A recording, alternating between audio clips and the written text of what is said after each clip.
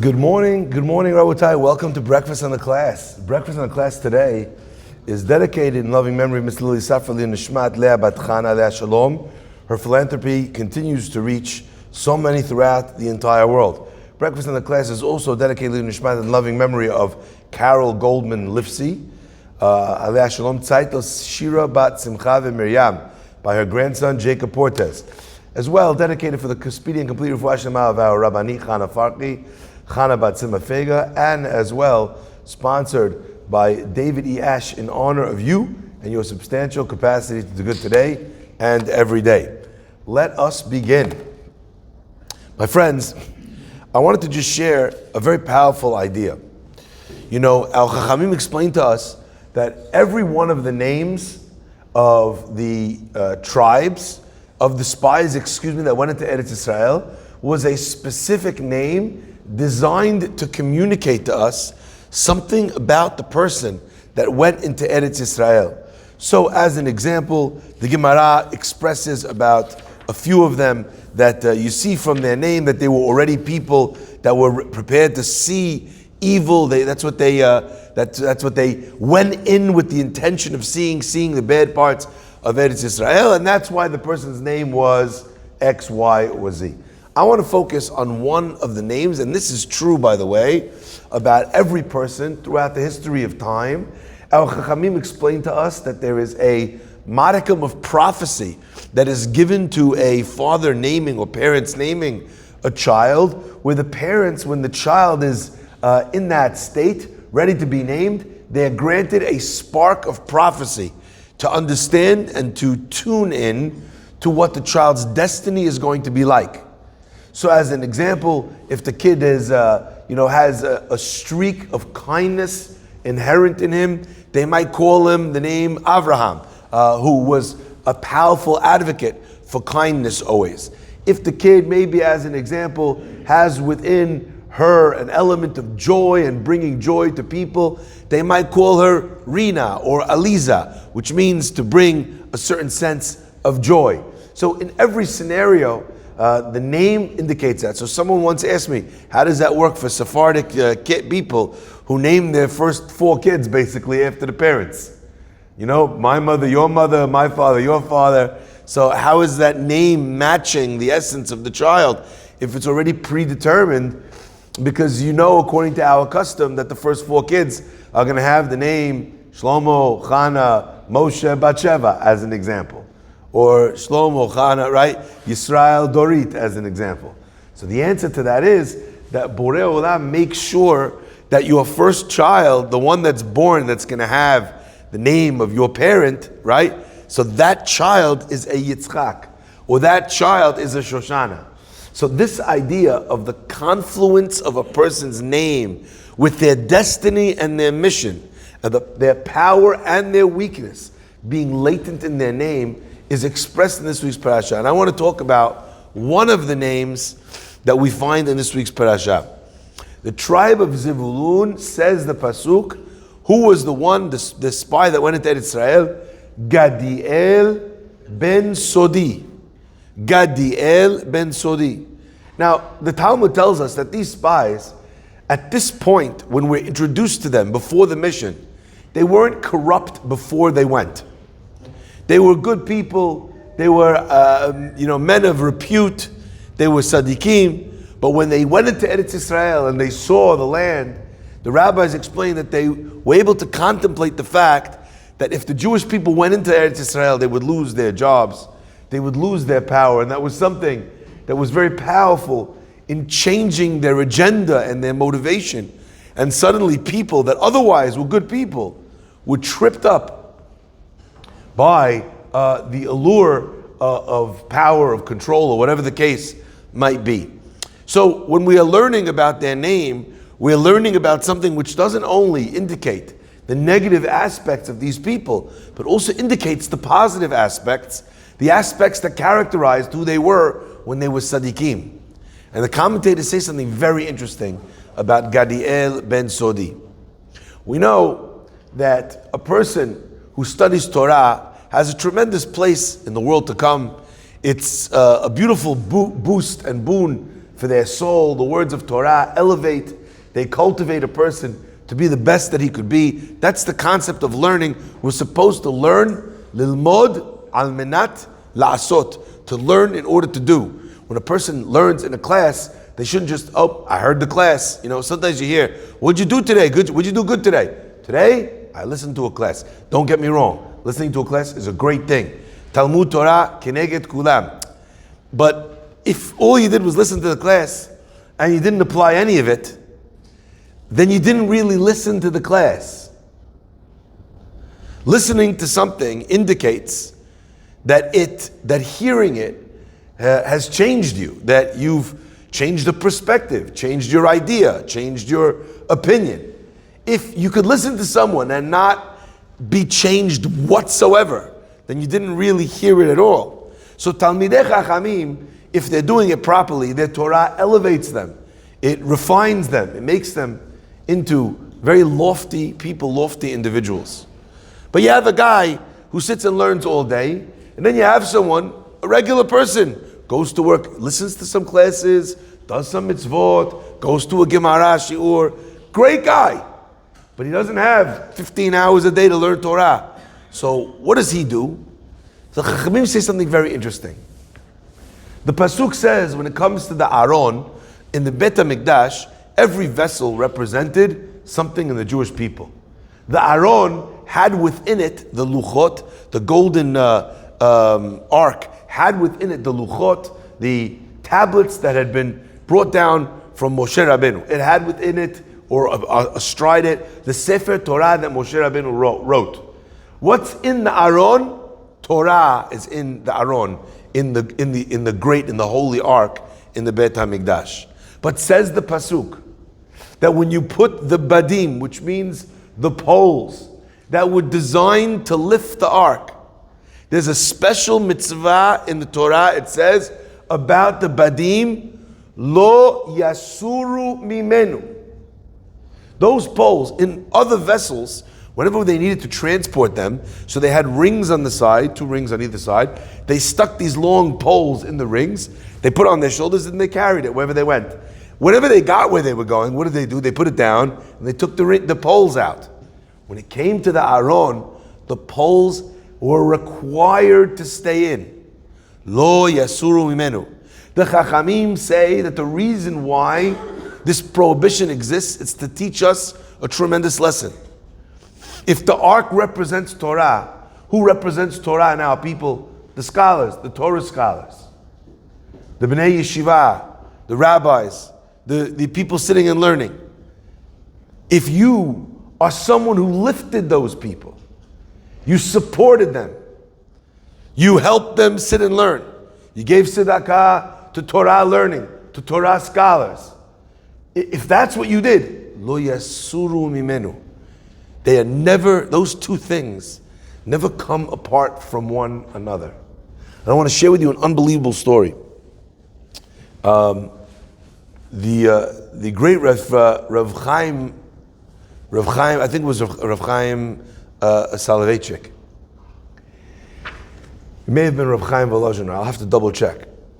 There was one of the rich people in the city who gave a lot of money to charity to support the Torah institutions. So when he passed away, the rabbi took it upon himself to study the Mishnayot for his memory. It's a big zechut if someone passed away to complete the Mishnah in their merit. In fact, the word Mishnah is the same letters as the word Nishama. So that's the custom. We complete the entire Mishnah during the year of mourning after the person passes. So the rabbi took it upon himself to study the Mishnayot, all of them, on behalf of this wealthy individual who supported Torah. But the rabbi, as he's sitting studying Mishnah, had, because of his scholarly knowledge, he remembered that the Gemara somewhere else says like this, the Midrash over there says like that, the Mishnayot another place says like this. He had some unbelievably complex questions on the Mishnah that he was studying. Okay. One night, comes to him in a dream, this elderly, the Gevir, this wealthy person who had passed away. And he addresses in the rabbi's dream every one of these questions and gives him clear easy to understand, brilliant answers. The rabbi is flabbergasted, and in his dream he turns to this wealthy man and he says, how is it that you have such a mastery over Torah? You never were a person that learned when you were alive, did great things. You supported Torah, but that I should have as a rabbi all these questions, and that you should come and teach me. It's amazing. How do you know so much? And the man said to Rav Chaim in the dream, and this is amazing because when the rabbi woke up, he had the answer to all these questions. It wasn't just some sort of fanciful dream. The man answered Rav Chaim, he said, when I came to Gan Eden, they taught me all the Torah of that the rabbis had studied that I supported. So anything that they knew, that they learned, that they taught, because I supported them, in Gan Eden, when it came to Shamayim, I was granted all of that Torah, and therefore I have this understanding. And that's why I'm able to answer your questions. Seir Chachamim, that's why the Pasuk says, Gadiel ben Sodi. I started by telling you that this spy, he was from which tribe? The tribe of Zevulun. Of all the tribes, there's only two tribes that are linked together in this way. Yisachar and Zevulun. Yisachar was a tribe that had many Torah scholars. Zevulun was the traveling merchant. He owned the high seas. His place was along the water. He was someone that was engaged in commerce. So Zevulun would go out and make money. They would support their brother Yisachar, and they had a deal. I get, so to speak, half of your spirituality, and you get half of my physicality. They supported one another that way.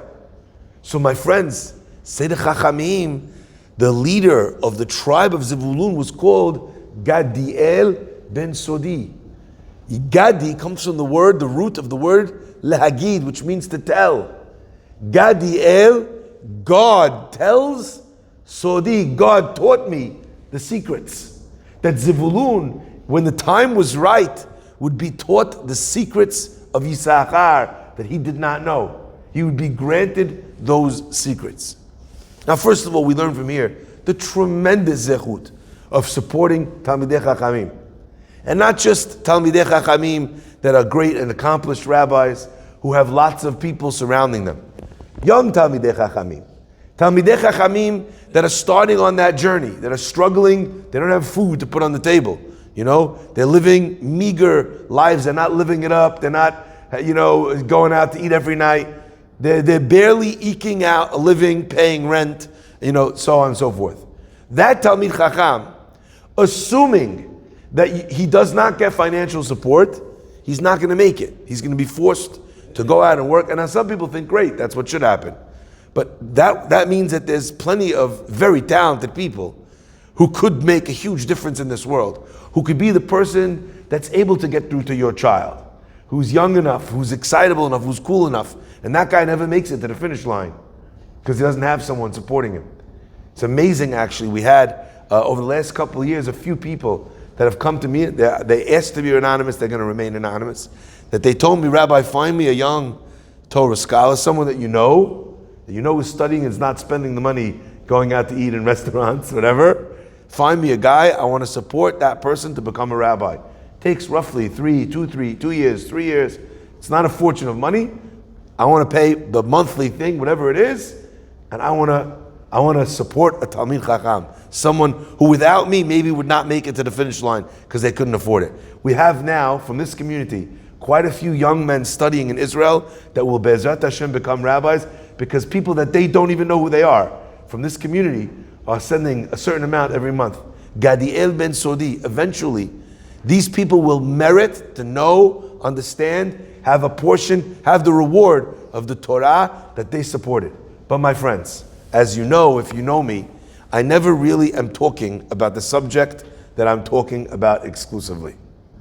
I'm always trying to present to you something that if you expand that idea, you'll see something that is remarkable in other areas as well. And that is, that here's a guy who never really understood Mishnayot.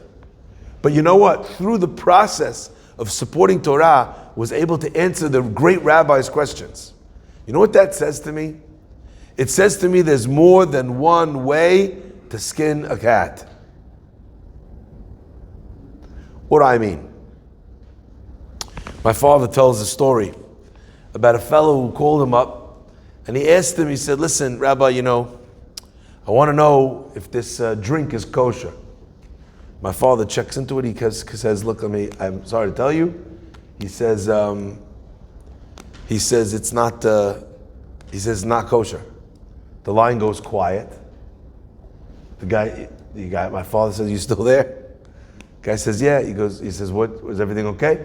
He goes, yeah. He goes, I'm not asking because I want to know.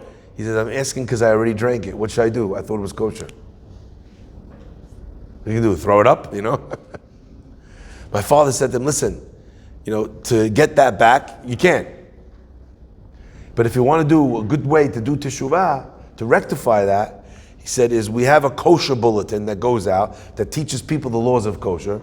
If you transgress the laws of kosher, maybe a good idea for teshuvah is to ask, to say sorry, decide you're never going to do it, etc., etc., but also to sponsor a bulletin so that because of you, someone else will keep kosher when they might not have.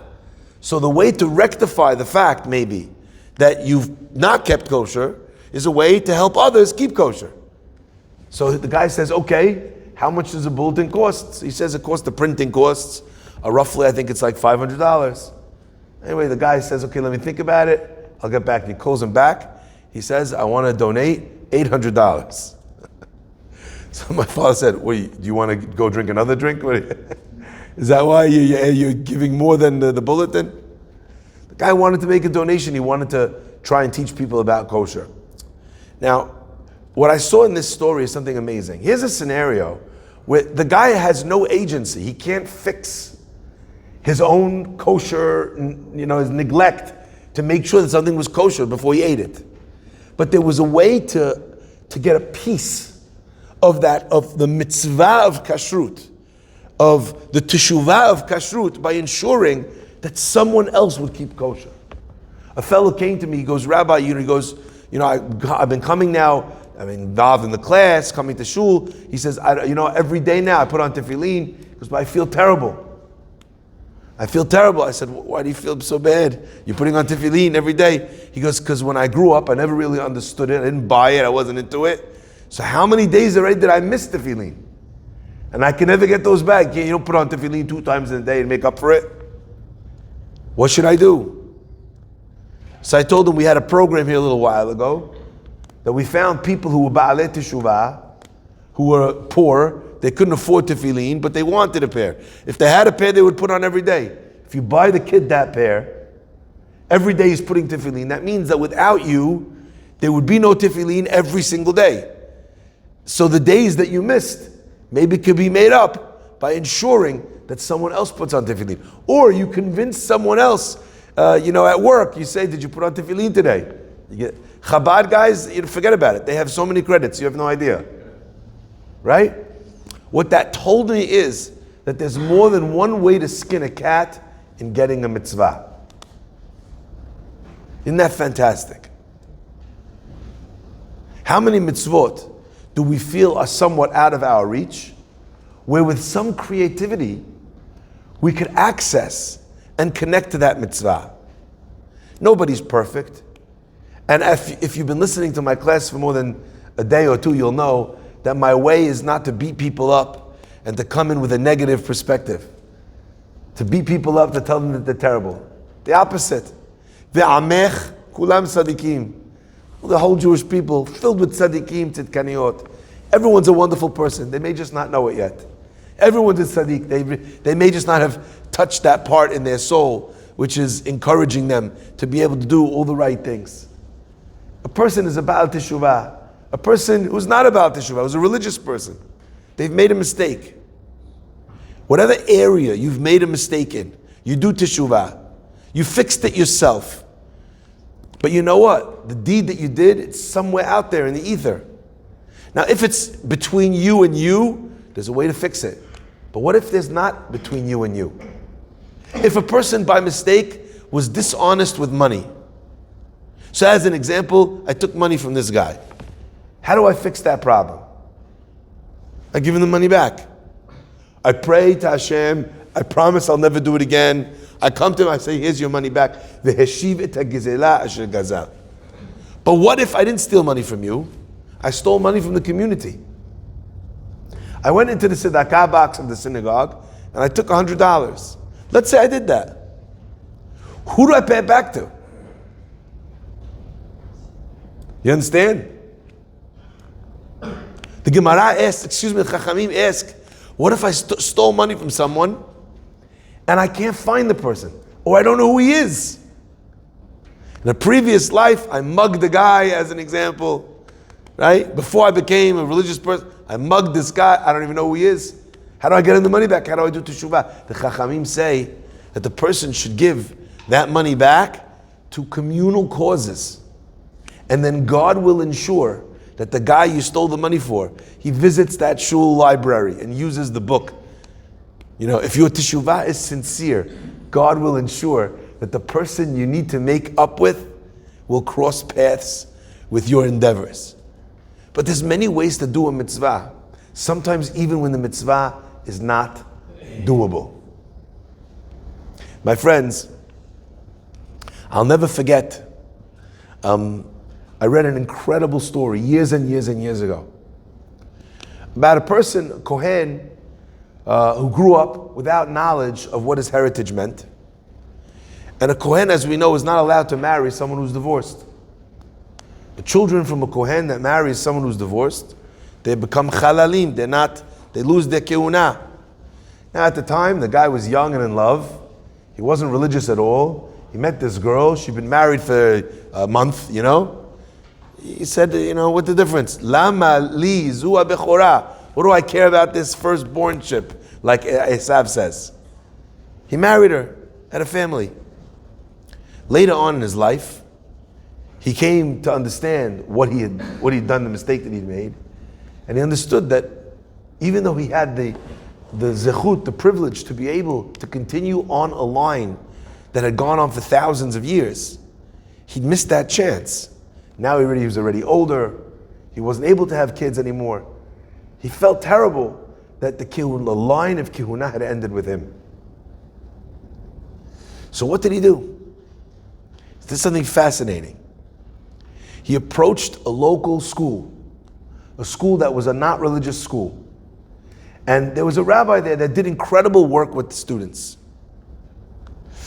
And he approached the rabbi, he said, I have a request for you. Rabbi said, what's the request?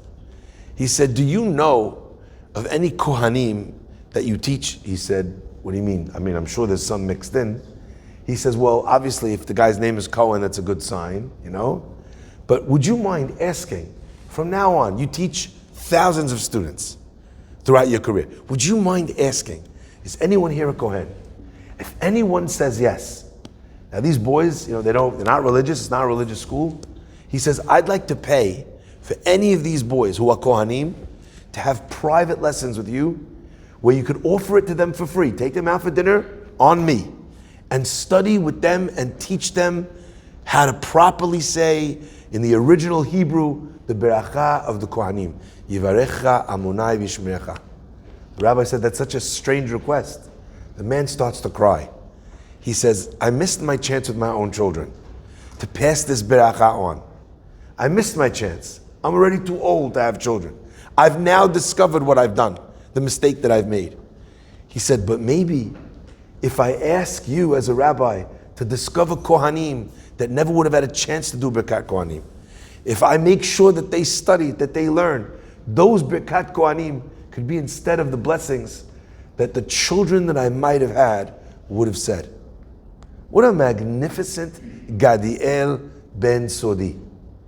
What a magnificent way of achieving mitzvot, of fixing mistakes that we've made. Many of us have regrets.